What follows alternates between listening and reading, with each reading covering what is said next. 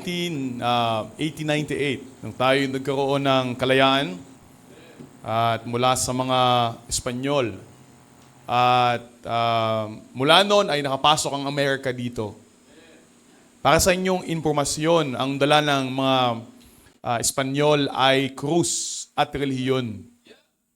Hindi sila nag-share ng gospel, the death, burial, and resurrection of Christ, and salvation is by faith, plus nothing, minus nothing. They did not share that. Wala silang ganun. Yun ang kinalakihan nating reliyon, Katoliko, na ang kaligtasan ay sa 7 sakramento at sa mabuting gawa. Salungat yun sa Bible. Ephesians 2:8, "For by grace are you saved through faith, and that not of yourselves. It is the gift of God, not of works, lest any man should boast." So, mali yun. Hindi nagdala ng Kristyanismo ang mga Espanyol. Ang dala nila ay Katolisismo. Mabuti na lang ay may mga bayani tayo na nakalabas tayo sa kuko ng agila na tayo inalipin for 300 plus years. Kaya mabuti na lang ay lumaban si Jose Rizal at pinukaw ang damdamin ni Jose. Pinukaw ni Jose ang damdamin ng mga Pilipino sa pamamagitan ng No Limitangere at El Filibusterismo. At lumaban si Andres Bonifacio. Andres ang palayo niya ay Andy. Andres Bonifacio, atapang at tao. Aputol la paa, hindi atakbo. Aputol la kamay, hindi atakbo. Aputol la daliri, alagay kalamansi, atakbo atulin. At lumaban ang ating mga bayani, nakalaya tayo. At yun yung blessing dun. Kung hindi nawala yung Espanyol, Katoliko pa rin tayo. Mabuti lang, nung nakalaya tayo, dumating yung mga American missionaries na may dalang Bible. Doon nakapasok yung missionaries sa atin. At doon na-share yung simple plan of salvation, na salvation is by faith. 1901, nung unang nagkaroon ng Baptist Church sa Pilipinas, sa Haro, Iloilo. Ako'y nakapunta na po doon. Nag-picture pa ako doon, kami ni Ma'am AV, sa Haro, Iloilo. Andun yung unang simbahan ng Baptist. Andun pa rin, nakatayo pa rin. 100 plus years na yung simbahan na yon. At mula sa unang Baptist, nagtayo na mga simbahan. At natayo yung sa pinakamalaking simbahan na Cebu, Bible Baptist Church of Katipunan, si Bob Hughes. Nakita ko ang ganda, ang laki nung simbahan nila doon. Dambuhala, may mezzanine, double yung mezzanine, may doble. Parang baba natin, may mezzanine na. Amen? At ang laki ng simbahan. Buhay pa rin hanggang ngayon. Nasimula tayo noong 1940s. Malaki pa San Pedro. Kung nakarating ang San Pedro, mas malaki pa. Dambuhala yung simbahan sa Katipunan ng Cebu. At yun, mga missionary, mayon sa Iloilo, si Rick Martin. Madami sa Metro Manila. Sila LD Woosley. Doon sanang panggagalingan ng anak ko, si LD. Pero ngayon, nag-decide na lang ako na Lucas na lang. Si LD Woosley. At marami pang mga simbahan tinayo sa Bethany Baptist Church at sa iba't ibang parte ng Maynila. At sa mga missionary na yon na galing sa Amerika, Simeon Manalo ay nag-witness at naligtas si Fortunato Hernandez. At si Pastor Fortunato Hernandez ay na-win si Pastor Eddie Porto. At si Pastor Eddie Porto ay na-win si Pastor Ed Lorena. At si Pastor Ed Lorena ay galing Bicol, ay sumakay ng tren, bumaba sa San Pedro, at siya nagkaroon ng board in San Pedro, nagtayo ng simbahan doon. At si Pastor Ed Lorena ay nagtayo ng simbahan sa Los Baños. Sa Los Baños ay na-win yung tatay ni Ma'am AV, si Pastor Dante de Leon. Si Pastor Dante de Leon ay nagtayo, ginamit ng Diyos para magtayo sa Calauan, Laguna. At mula sa Calauan, Laguna ay nag-send out ng gwapong pastor papuntang San Pablo. 2011. Pastor, paano yun? Galing sa Amerika, saan galing? Galing Amerika ay nanggaling sa Europa. Kung tatayin mo sa history, sa Europa, nagkaroon ng mga revival, the Welsh revival. American doon, noon, nung hindi pa sila mga humanist at mga leftist, ay ang Europe ay punong-puno ng gospel. Pero mula sa Europa, nanggaling yun sa Jerusalem. Doon nagsayo ang unang simbahan na tinayo ng ating Panginoong Hesus. So wala tayong human founder. Ang Iglesia ni Cristo nagsimula sa Punta Santa Ana noong 1914 kay Felix Manalo. Pero tayo nagsimula kay Jesus Christ sa Jerusalem. So yan po. Kaya Mapalad tayo na abot ang Pilipinas ng gospel. Kundi hanggang ngayon ay dalawa lang yon. Kung hindi nanalo si Ferdinand Magellan kay Lapu-Lapu, kung hindi siya nanalo, ay tayo mga Muslim ngayon. So mas mahirap maging Muslim, mahirap share ng gospel. Mabuti lang, nanalo si Magellan at most of the Visayas and Luzon naging Katoliko. Kasi ang Katoliko, malapit sa gospel kasi we believe in Christ, we believe in Trinity. So ang Muslim hindi iniwala kay Kristo, propeta lang siya, hindi iniwala Trinity. At least tayo, mga Pilipino ay malapit, mabilis share ng gospel kasi malapit lang, we believe the Bible. Hindi mo na kailangan ipaliwanag pa yung Bible. Kaya ka naligtas eh. Kasi 80% ng Pilipino ay Katoliko. Kaya mahal ng Diyos ang Pilipinas. At maraming mga missionary nagsasabi na ang next na gagamitin ng Diyos around the world para mag-send ng missionaries ay Pilipinas. Kasi of all the Asian countries, tayo ang pinaka-open sa gospel bukod sa South Korea. South Korea, open sa gospel kaso napuno sila ng mga Pentecostalism. Madami doon ang mga nag-speaking tongues, madami doon yung mga sumasayaw. Pero ang punong-puno ng Baptist churches ay Philippines. Bimo, so 120 plus years lang, ay sa San Pablo lang, nung dumating ako dito ay merong 14 Baptist churches. Ngayon siguro, mga 20 plus ng Baptist dito. Kaya pag nag-backslide ka, may pupuntahan ka na. Pero wala ka na makitang pastor na kasing gwapo ng simbahan dito. Amen? Sabi ni Ma'am AV yun, siyempre, love your own. Tayo tumayo, Psalm 38 verse 12. Psalm 38 verse 12. Psalm 33, Psalm 33 verse 12. Amen. It's good to see Ma'am Lizette and Brother Marco. Amen. Ay, Pao, Brother Pao, thank you for coming again. At mula pa last week. Blessed, 33 verse 12, is the nation whose God is the Lord, and the people whom He hath chosen for His own inheritance. Sabi niya, blessed is the nation. Blessed is the nation whose God is the Lord. Ang ating pag-uusapan, the blessed nation. The blessed nation. Amen? Tayo ay mag-pray. Lord, pagpalain po yung pag-aaral ng Word of God. Bless your people, Lord, with the gospel, with the Word of God. Kausapin niyo po kami ngayon, Panginoon. At pray that ang bansa namin, pagpalain niyo mula sa aming presidente. Agbabayin niyo po siya, bless niyo po siya. President BBM, Vice President Sara Duterte, at mga senador. Tulungan niyo po, huwag kaming tumingin sa aming mga politika, kundi sa aming bayan na nangangailangan ng salita ng Diyos. Kaya po, bless niyo po ang aming mga governor, mayor, at mga konsehal. Gawin din po ang mga ginagamit mo sa aming bayan para magkaroon ng kapayapaan at maging malaya, magpangaral ang gospel, Lord. This is in Jesus' name. Amen. Upo na kayo.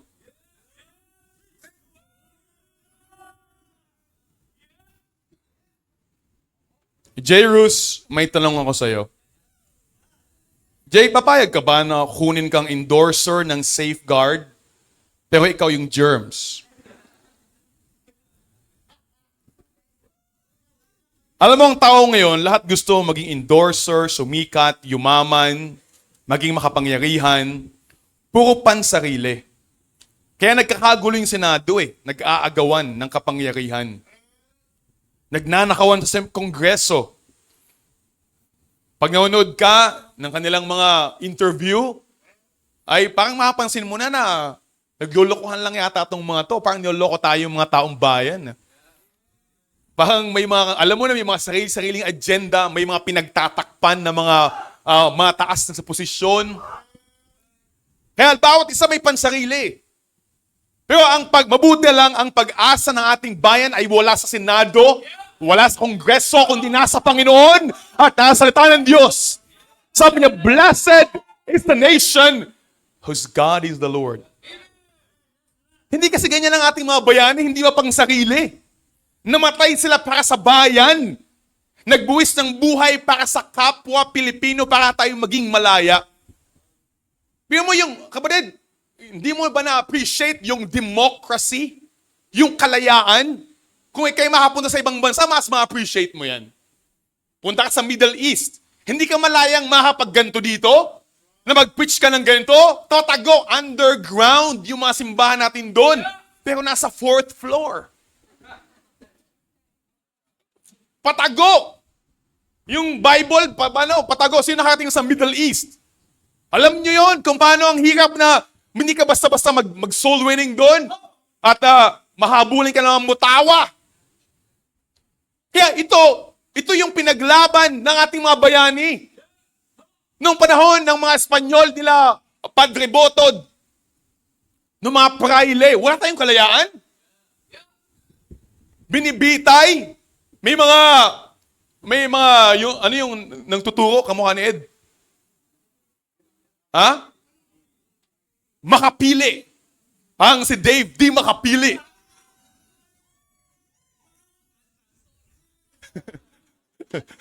Mga full-time namin, marami dito. Hindi kami full-time, tandang sora. Bigyan mo, mabuti lang, pinaglaban at ngayon, bigyan mo malaya ka. Hindi mo ba alam na hindi, sa iba, pag nagtayo ng simbahan sa ibang bansa, kailangan pa ng zoning. Ano yung zoning?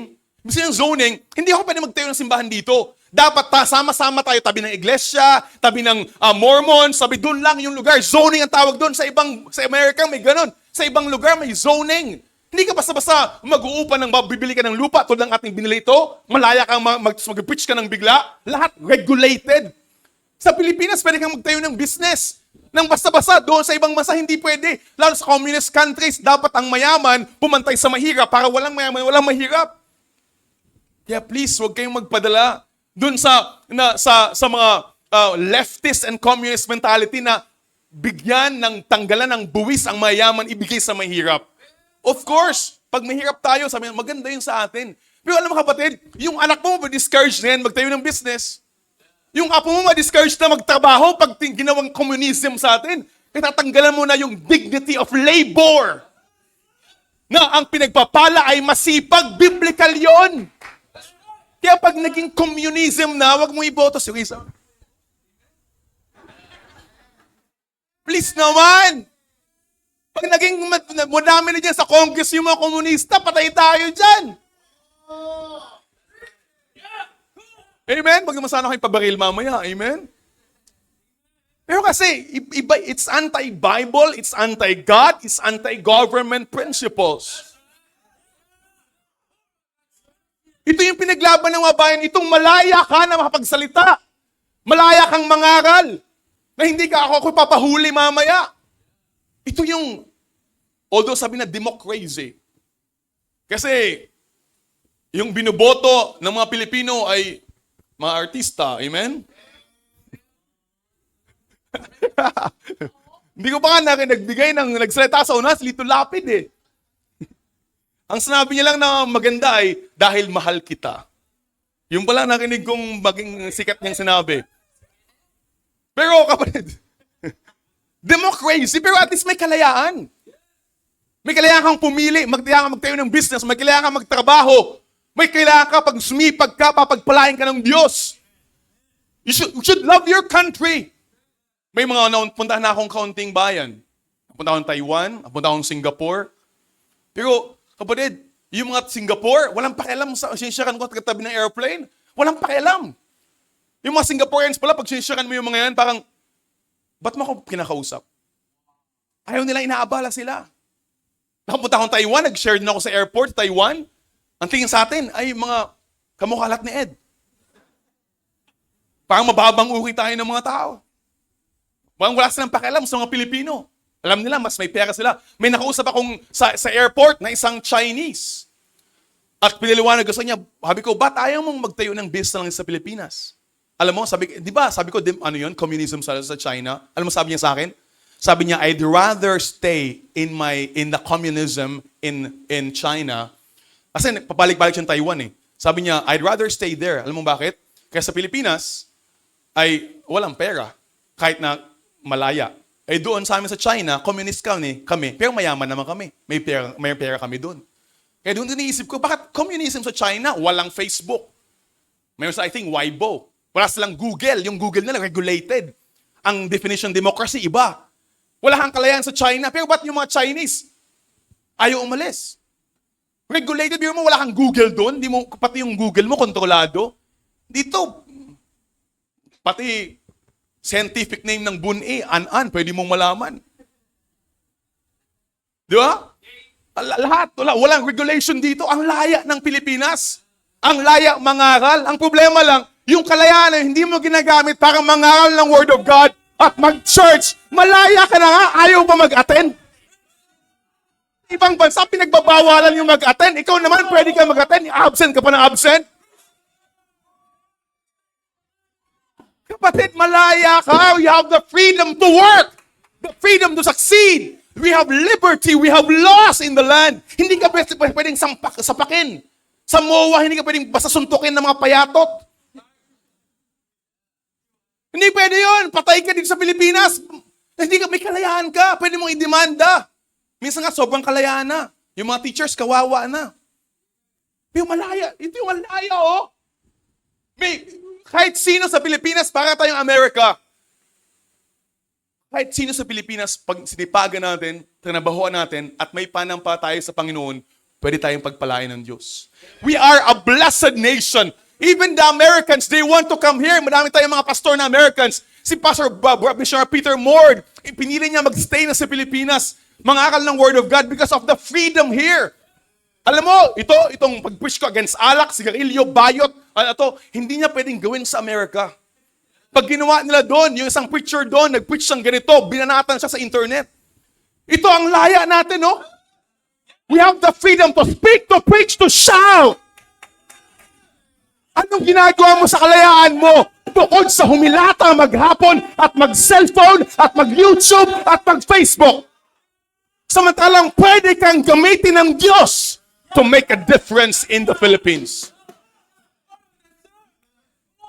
Kapatid, blessed is the nation whose God is the Lord. Ano yung blessed nation? Number one, when people know the Lord. When people know the Lord. Blessed is the nation whose God is the Lord. Sabi ng Bible sa Matthew 7:22, Matthew 7:22, many will say unto me in that day, Lord, Lord, have we not prophesied in thy name? In thy name have cast out devils? In thy name have done many wonderful works. Matthew 7:22. And then I will profess unto them, I never knew you. Depart from me, ye that work iniquity.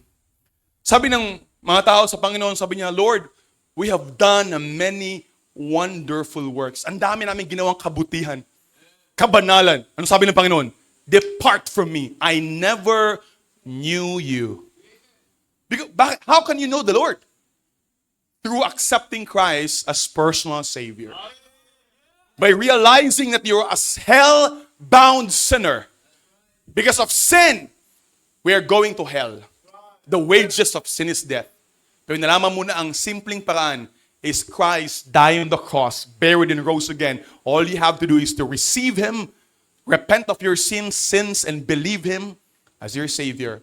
As sabi sa Romans 6:23, bibigyan ka na automatic ng gift of eternal life.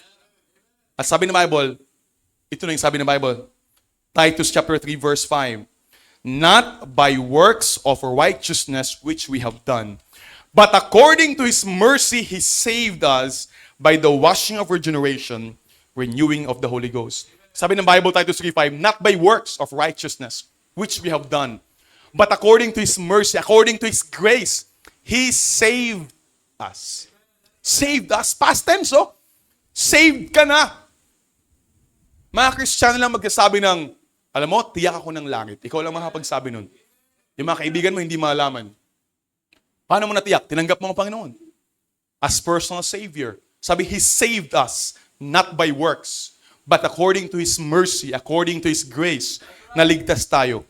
Kaya sabi ng Panginoon, dun sa mga hindi paligtas, I never knew you.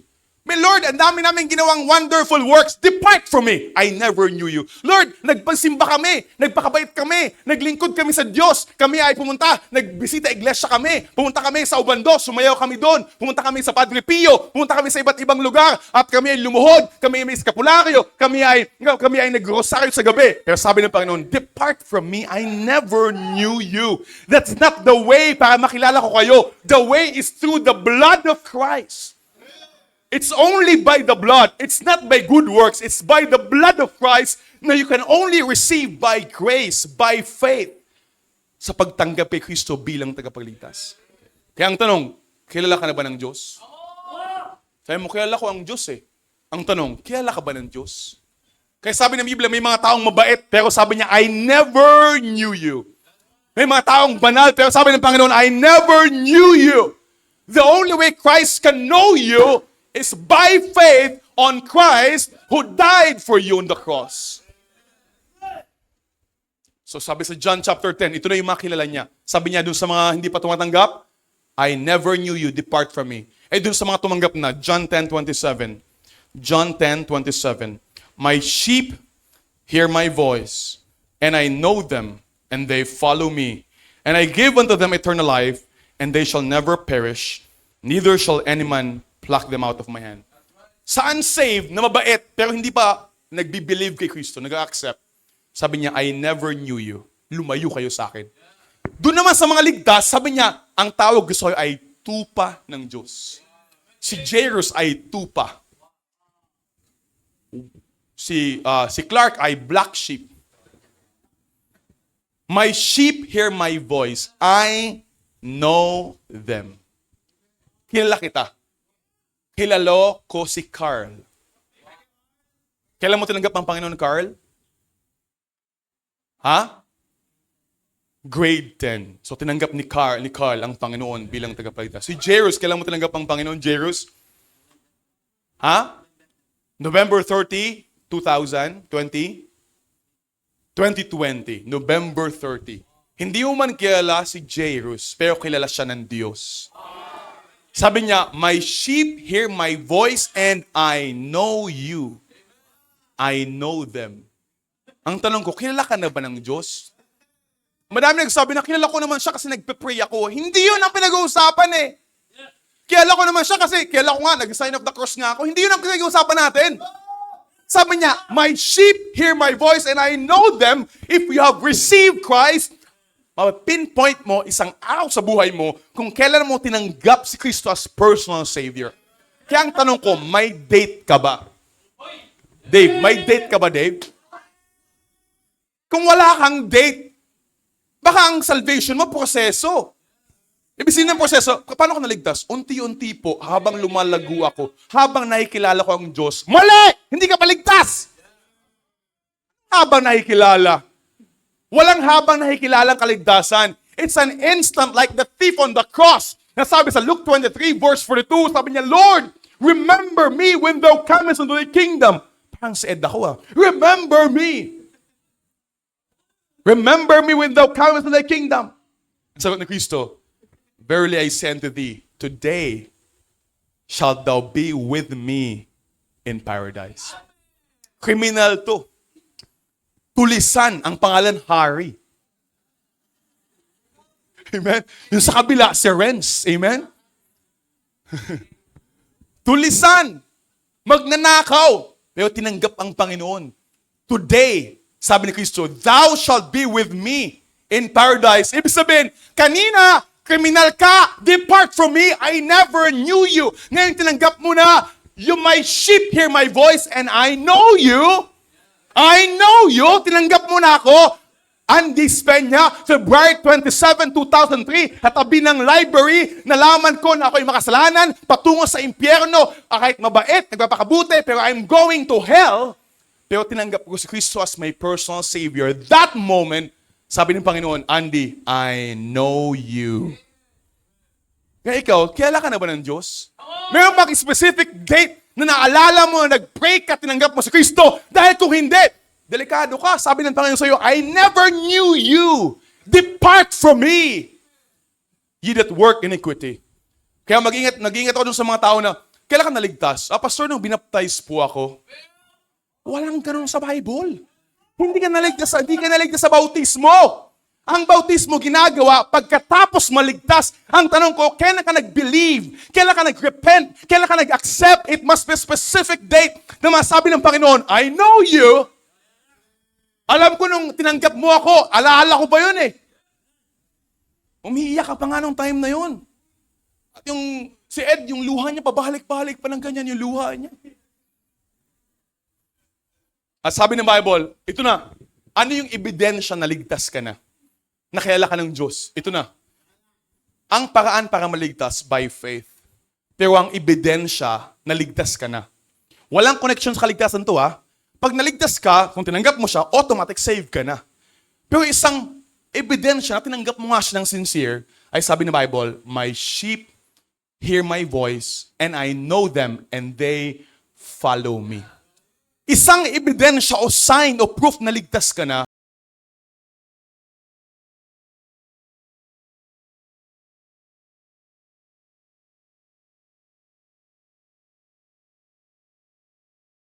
church sa may Santa Monica, kahit na mainit, kahit na tagatak yung pawis mo, kahit na sinisigawan ka palagi. Kahit na yung katabi ko, ang baho, amoy putok. Pero sabi, my sheep hear my voice. I know them and they follow me. Gusto mo nang sundin yung kalooban ng Diyos. Gusto mo nang sundin yung sinasabi ni Brother Kenneth, the first step to obedience, baptism agad. Right after maligtas, gusto mo nang bumalik sa hapon, gusto mo nang mag-attend ng prayer meeting, gusto mo nang sumali sa choir, gusto mo nang maging pastor agad. My sheep hear my voice. You want to hear. You want to attend the conferences. You want to attend the one-on-one discipleship with Sir Dave. Gusto mo makasama sa mga classes. My sheep hear my voice and I know them and they follow me. Amen? Kaya kapatid, blessed is the nation na may mga totoong nakakilala sa Diyos at kilala ng Diyos. God knows you and you know God. Alam mo, the only way ay hindi sa pagluhod, maghapon, na may gamit na rosaryo. That's not the way. Hindi sa prayer na walang patid na mga panalangin. It's an instant. We believe in instantaneous salvation. The moment you receive Christ, sabi ng Panginoon, I know you. I know you. Si Kristo, kilala ka. Jeric. At nagkataon, ako din, kilala kita. Amen! Pero mabuti lang, mas mahalaga yung pagkilala ng Diyos kaya sa pagkilala ko sa iyo. Amen? Kasi ang Diyos mapagpatawad. Amen? Blessed is the nation. Pero dahil naghukay ka na dito, Brad, tawad na kita. Amen? Amen? At ang dami ng hinukay niyan dito. Pero salamat sa Panginoon. At tayo ay isang bansa na sabi nila ay dapat ay tama na pinaalis yung mga Amerikano, VFA, Visiting Force Agreement. At kung yun man ang paano mo, walang problema. At pangit na tayo lumalapit ulit sa Estados Unidos, dapat tayo ay kumapit sa China. Kung yun ang paano mo, okay lang. Maring mali ako, maling tama. Pero isang bagay ang tamang nadala ng Amerikano dito. Impluwensya ng salita ng Diyos. Word of God, hindi natin may kakaila yan. Na the best thing that the Americans gave us, although may colonial mentality, na ayaw mo kumain ng Goya, gusto mo ay Toblerone, ayaw mo ng Lala chocolate. Gusto mo ay Ferrero Rocher. At gusto mong tama pa yung pronunciation, ayaw mo ng Rocher. Ferrero Rocher. Although, wala atang galing sa America dun. Okay, iba na lang. M&M's, the chocolates, melts in your mouth, not in your hand. Lahat ng America, lahat ng matangos ang ilong, gwapo. Lahat ng matangkad, gwapo. Lahat ng tisoy, gwapo. Pag maitim, pangit, ang sama mo. Sige, ibigay mo na sa history professor mo yung panglalait na yan at mga pangbanat sa Amerika. Pero hindi natin may kakaili na blessed is the nation whose God is the Lord. The only way for a country to be blessed is through the Word of God. Through the gospel. Alam mo, sabay tayo halos ng Pilipinas, ng Japan, di ba? Ng Japan na bumangon. Kasi tayo, nilusob ng Japan. Yung Japan naman, binomba ng Amerika, bumangon tayong sabay. Ang pagkakaiba lang, ang pinadala sa Pilipinas ay mga missionaries. Sa Japan, ang pinadala ay mga engineers. Yumaman ng Japan sa pera. Tayo, walang pera, pero may gospel. Malambot yung puso. Sila, hanggang alas 11 ng gabi ng katrabaho, namamatay sa trabaho, pero ang daming suicide. Si Ma'am Lala may galing sa Japan. Di ba ma'am, may suicide force doon? Na pag mag-suicide ka, pupunta ka lang doon para magpakamatay. Dahil walang Diyos. May pera pero walang Diyos. Blessed is the nation whose God is the Lord. Ang kailangan mo hindi pera. Ang kailangan mo hindi kayaman. Ang kailangan mo ngayon ay Panginoon. You need to know the Lord. Know the Lord. Number 2, when people, kailan ang blessed nation? When people know the Word. Know the Word. Hosea 4:6. Hosea 4, basta natin. Hosea 4:6. Hosea, Joel, Amos. Hosea 4:6. Sabi ng Bible dyan, my people are destroyed for lack of knowledge. Because thou hast rejected knowledge, I will also reject thee. Thou shalt be no priest to me, seeing thou hast forgotten the law of thy God. I will also forget thy children. Sabi ng Bible, my people are destroyed for lack of knowledge. Anong knowledge yan? Math? Hindi. Yung context ito ay Word of God.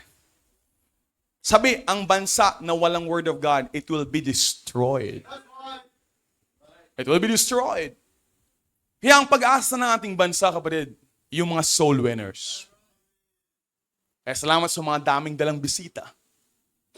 Kasi walang pag-asa ang bansa natin. Sabi, my people are destroyed for lack of knowledge. Amos 8:11. Amos 8:11.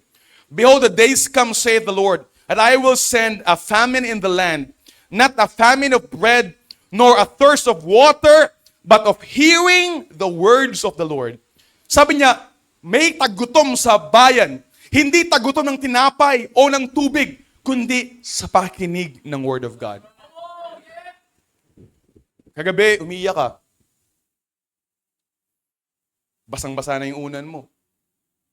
Pagod ka na either sa asawa mo, sa rebelde mong anak, sa anak na sinasagot-sagot ka lang na dati inalagaan mo ng 9 na buwan sa tiyan mo. Ngayon, sumasagot na ng pabalang sa'yo. Inaapi ka ng biyanan mo, inaapi ka ng manugang mo na makuha lang yung anak mo. Ngayon, sumasagot na ng pabalang sa'yo pagkatakuha niya ang anak mo. Pero kapatid, ang pag-asa mo hindi for peace. I'm nothing against for peace.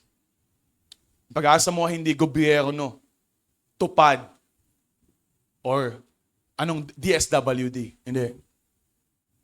Ang tagutom dito sabi hindi tinapay. Ang tagutom hindi tubig. Ang tagutom ay of hearing the words. Ang kulang sa iyo ay hindi supply ng gatas o ng pansit canton o ng noodles. Ang kulang sa iyo ay supply of hearing the word. If you'll just be consistent hearing the word. Yeah, sa 2 Kings 22 verse 8. Si Josiah ay naging king after many kings naging wicked. Si Ahab, si Manasseh, at yung mga wicked kings before him. And there was a boy named Josiah, one of the last great kings. At siya ay tinayo niya yung kingdom of Judah as a young boy. Godly young boy, Josiah. At sabi niya, i-repair yung templo. Napabayaan yung templo. Napabayaan yung worship. Ilang taon na walang worship, walang templo, walang word of God. At yung kanyang assistant na si Hilkiah, the high priest, nung rini-repair yung templo, natagpuan for the longest time. Natagpuan uli yung word of God. At sabi niya, I have found the book. 2 Kings 22 verse 8. Sabi niya, 2 Kings 22 verse 8, sabi niya, I have found the book. I have found the Bible. At binigay yung Word of God kay Josiah at pinabasa sa mga tao. Inipon yung mga tao and they read the Word of God. Noon, walang kanya-kanya. Ang mahal magkaroon ng kopya ng Bible. Ang mahal.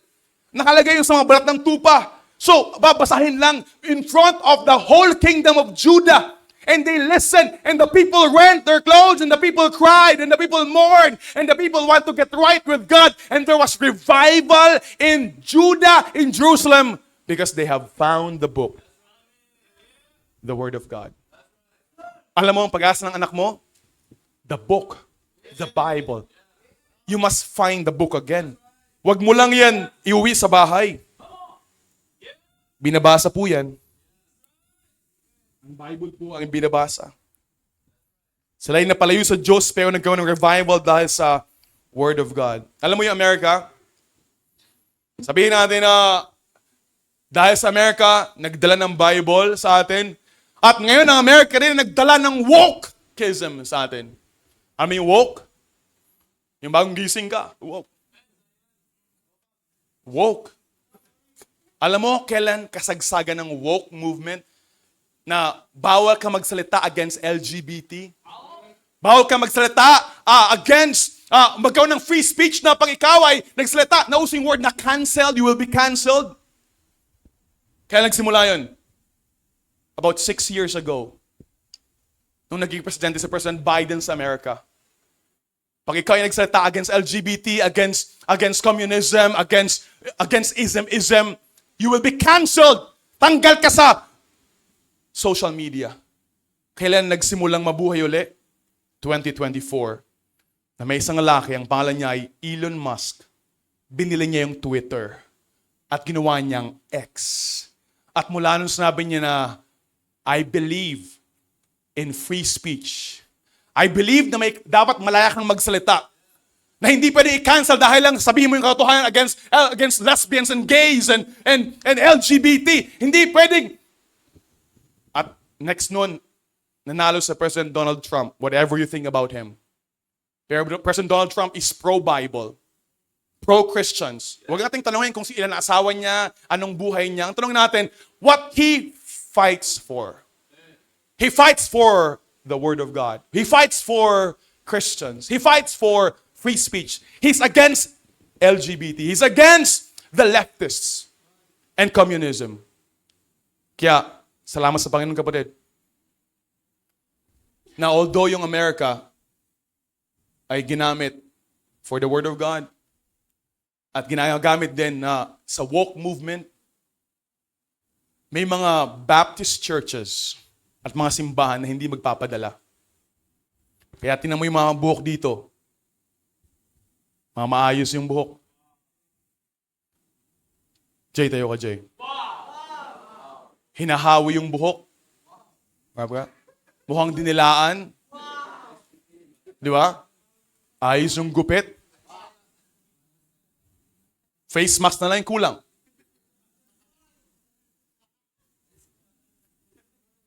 Bakit? Dahil yung Word of God yung pag-asa natin. Amen? Pag natutong magkaroon ng Word of God, gumamit ng Word of God, ang mga tao ay tumitino. Naayos yung itsura, naging respectable. Dati, pag dumadaan ka sa kanto nyo, yung mga babae, sabi, woot! Ang lalaki, woot! Woo! Sabi mo, bastos! Pero ikaw naman yung naka-miniskirt. Ikaw naman yung naka-backless. Ikaw naman yung naka-short shorts. Pero ngayon, hindi nila magagawa yun. Kasi yung palda mo, winawalis na yung daan eh. Pag pinapasay ka ng tricycle, inaalalayan ka pa sa mga gamit mo. Kahit 68 years old ka na.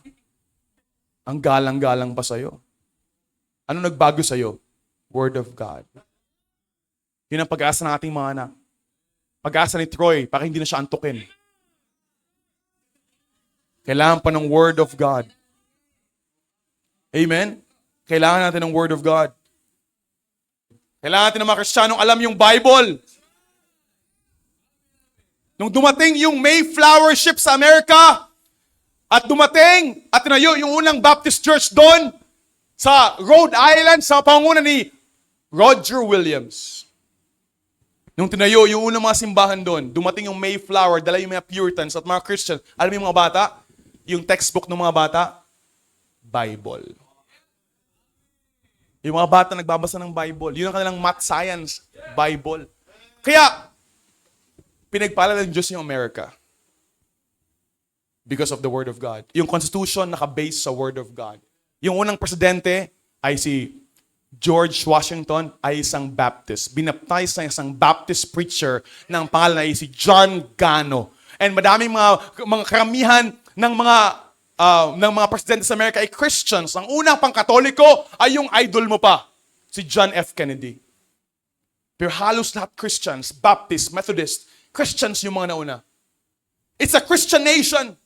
Kaya nga, yung ating Pilipinas, hindi tayo Christian, we are a Catholic nation. Pero libo-libo na po ang Baptist Church dito at paragdagan pa. Sa Lucena, sa Calaca, sa Tanawan. Dahil the truth is marching on. Itong Word of God, itong pag-asa. Bigyan mo kung magtatayot ng ganito ring simbahan sa iba't ibang mga lugar. At mga tao mahatiyak ng langit. At yung pamilya ay may Word of God. Makapakinggan. Madami ka ng saladong verse. Dati ang salado mo lang ay numero sa wedding. Number 3, when people know how to work. Nehemiah 4:6. Nehemiah 4:6. So built with the wall, and all the wall joined together unto the half thereof, for the people had the mind to work. Nehemiah 4:6. Sabi ng Bible, the people had a mind to work. Nabuo yung wall because they have a mind to work. Ano mo papagpalayan ng bansa? When everybody will work. Yung wall na imposible na magawa agad-agad ay natapos nila, sabi sa verse 6:15, Nehemiah 6:15, in 52 days. Na even the people, yung makaaway nila, sabi, they perceived that this work was the wrought of our God. Alam mo, pag yung mga Kristiyano bilang sumisipag, dating tamad, may nabibuild, masasabi ng mga tao na, alam mo, Diyos lang yan. Tamad-tamad yan dati, pero ngayon, may nabuild na siyang pamilya, may nabuild na business, na-promote sa trabaho, estudyanteng bulakbol, ngayon ay academic excellent na. Sorry, wala nang honor A. Wala nang honor B. Anong honor niya last year? Ano yan? With honors. Wala nang with high honors. Wala nang with highest. Ang lahat na lang ay academic excellent. Sabi ng DepEd. Pero still, mga Kristiyanong may Bible, sumisipag mag-aral. Ang Kristiyanong tunay, hindi nagkakating classes. Ang totoong Kristiyano hindi nagmamaghapon sa computer shop. Binigyan ng baon, maglalakad papunta sa school para mag-computer. Sabi ng Bible, the people had a mind to work. Pastor, ba't hindi ako pinagpapalan ng Diyos? Sabi ng Bible ang kamay ng masipag ay pagyayamanin. Ang kamay ng tamad ay papagdukhain. Kaya gusto mo natin ng blessed nation, dapat bawat isa ay magtrabaho, magbanat ng buto. Bago tayo mag-criticize sa gobyerno, tanongin natin, may ginagawa ba tayo? O tayo lang yung mga keyboard warriors? Ang galing mag-criticize sa gobyerno, pero wala naman tayong ginagawa. Amen? Lahat tayo gustong gumising ng tanghali. Lahat tayo pinanganak na tamad. Buti lang may Word of God. Lahat tayo gusto mag-cellphone na lang maghapon. Gustong tumambay maghapon. Gusto makipagkwentuhan na lang, magmaritesan. Pero ang taong pagpapalain ng Diyos, people that had a mind to work. Proverbs 10:4, he becometh poor that dealeth with a slack hand, and the hand of the diligent maketh rich. Maging mahirap ang kamay ng tamad, subalit ang kamay ng masipag ay papagyamanin. Kaya, alam mo ba yun, tayo? Ano tawag sa atin? Third world country. Grabe, no? Although sabi nila, dapat na hindi ginagamit yun ngayon. Pero mo yan? Kaya, pagpunta ka sa ibang bansa talagang tingin sa atin, third class citizens. Totoo naman eh.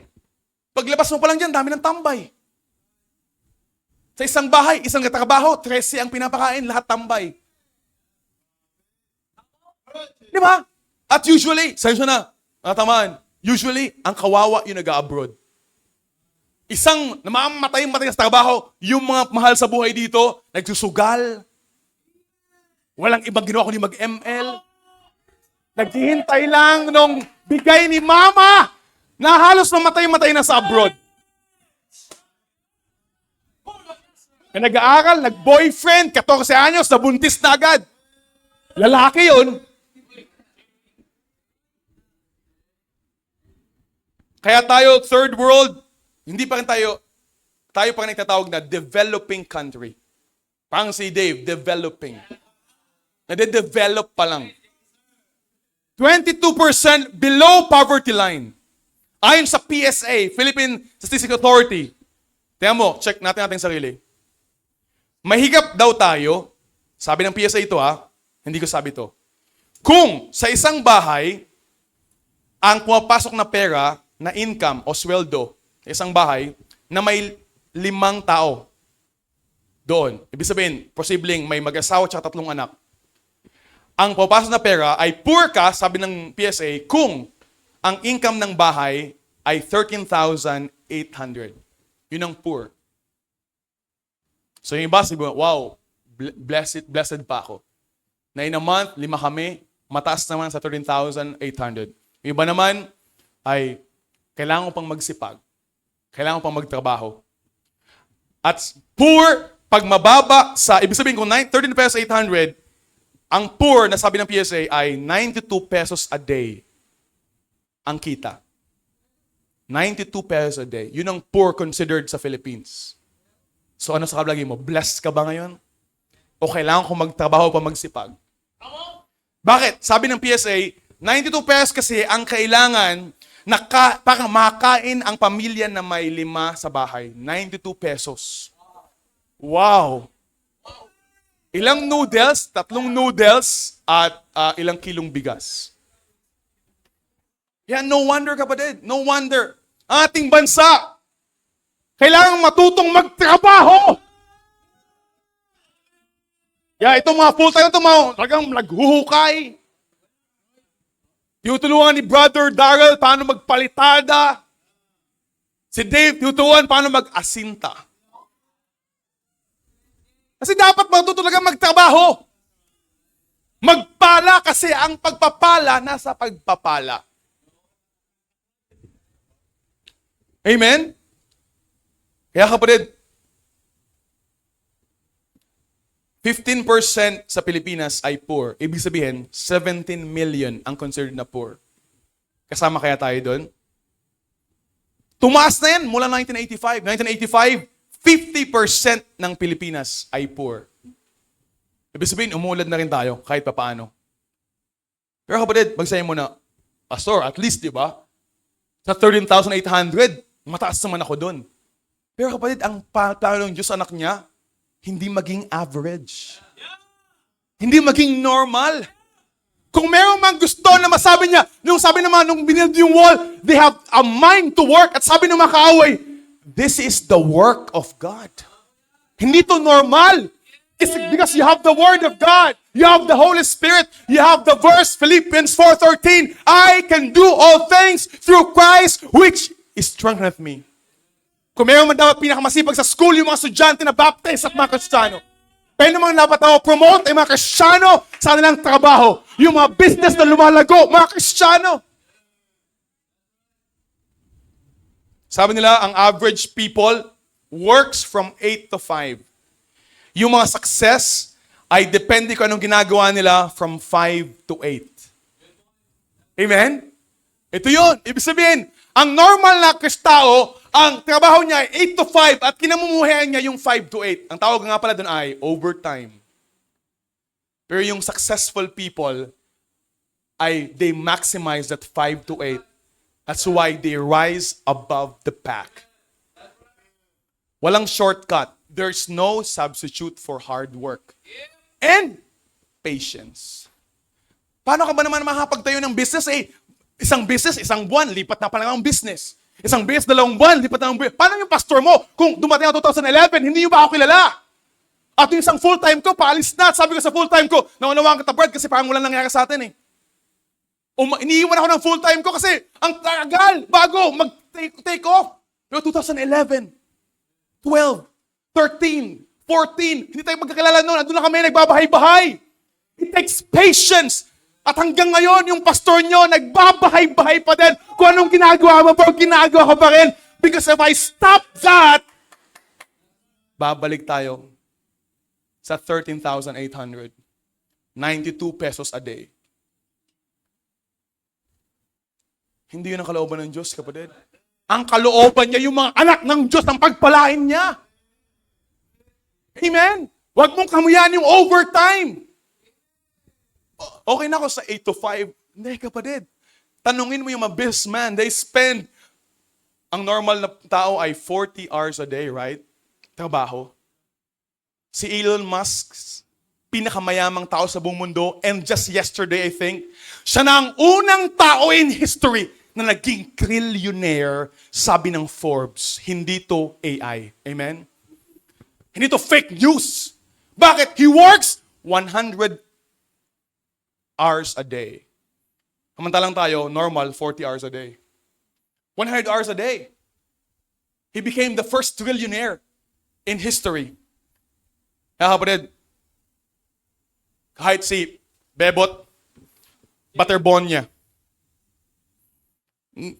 bayot yun, hindi yun. Yung meron tayo ito bayot, pero hindi Bebot. Amen? Ito, tunay na lalaki to, Jay. Tunay na lalaki. Si Rene Bobet Butterbon niya. Last year, tinagura ang MVP. Nag-champion sila last year, pero this year, nabigo sila, natalo ng Calabarzon. Pero napakinood ko yung kanyang interview last year. 17 years old siya. Ngayon nga pala, 18 years old pa lang siya nalunod. Punong-puno. Pag-asa ng Mindanao, Agusan. MVP ng palarong pambansa. Sabi niya, in the interview sa kanya, anong message mo sa gustong mag-basketball?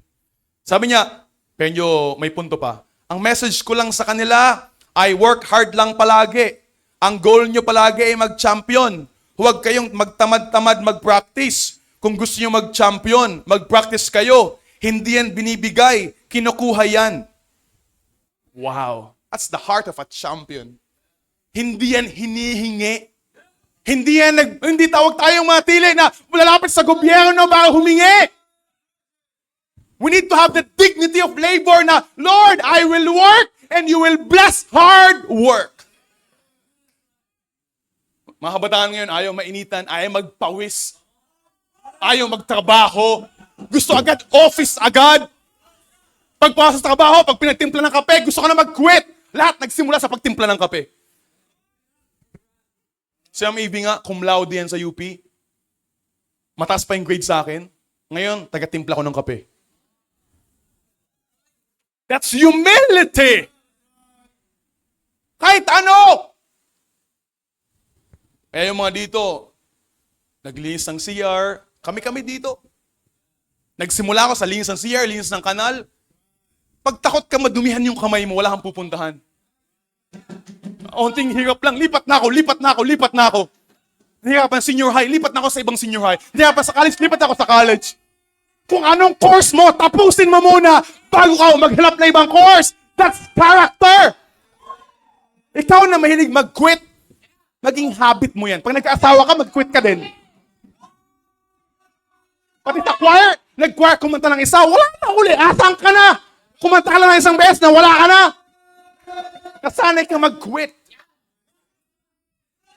Nakatakot naman mapangasawa, buti pa si Jairus kung siya mapangasawa mo.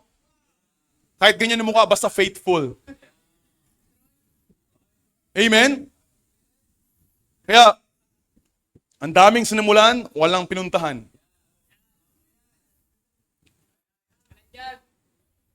Palipat-lipat. nag-networking na, nagbenta ng Vita Plus, nag-front row, nag-Kojic. Bakit? Pag nahirapan, hindi talaga para sa akin to. Hindi mo alam, kahit na networking yan, trabaho ang kailangan.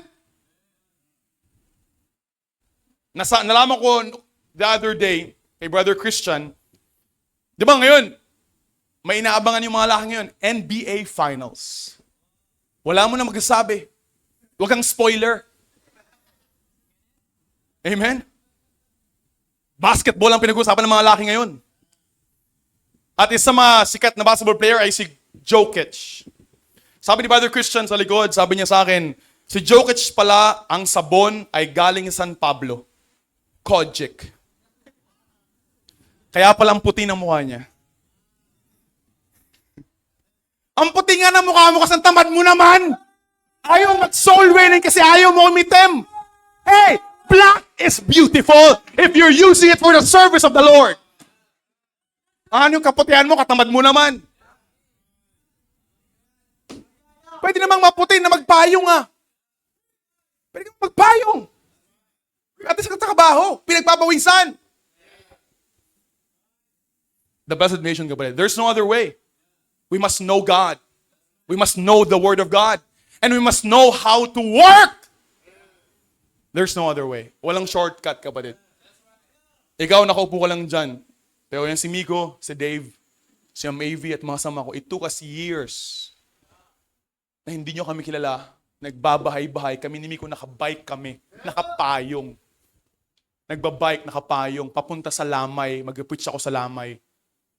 Nakabike, nakapayong, naka-long sleeve. Naka-necktie.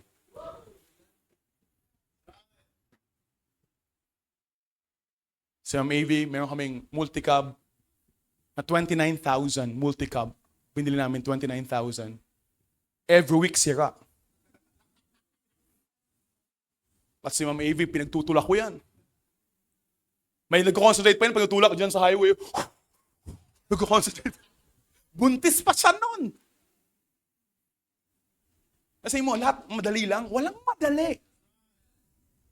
Amen? Kung pagpapalain ka, may anong meron ka ngayon, trabaho, business, course, tapusin mo yan. It builds your character. Third year na ako, pastor, sa gusto ko na mag-quit, gusto kong lumipat, tapusin mo muna. It gives you character. The blessed nation, when people know the Lord, when people know the Word, and when people know how to work. May isang probinsyano, nag-check-in siya sa 5-star hotel. Sabi niya, bihira, hindi niyo ako maluloko. Pati yung room niyo dito, walang bintana, walang kama, walang CR. Ano to? Niloloko niyo ba ako? Sabi ng attendant, Sir, relax ka lang. Nasa elevator pa lang po tayo. Mahirap kapatid pag kulang sa pag-knowledge eh. Kulang ka sa knowledge ng Word of God, mahirap kapatid. You must know the Lord, you know the Word, and know His work. Sino dito may mga asawa? Sino dito may mga problema? Anong paboritong meal ng mga asawang babae? Ito ang 4 na paborito nilang meal. Tandaan nyo to, men. Una, 2 meal. Pangalawa, 3 meal, 4 meal, at lalo na 10 meal. Kapatid, papagpalain din tayo ng Diyos. Maging tapat ka muna, absent ka pa nga ng absent, gusto mo ng blessing.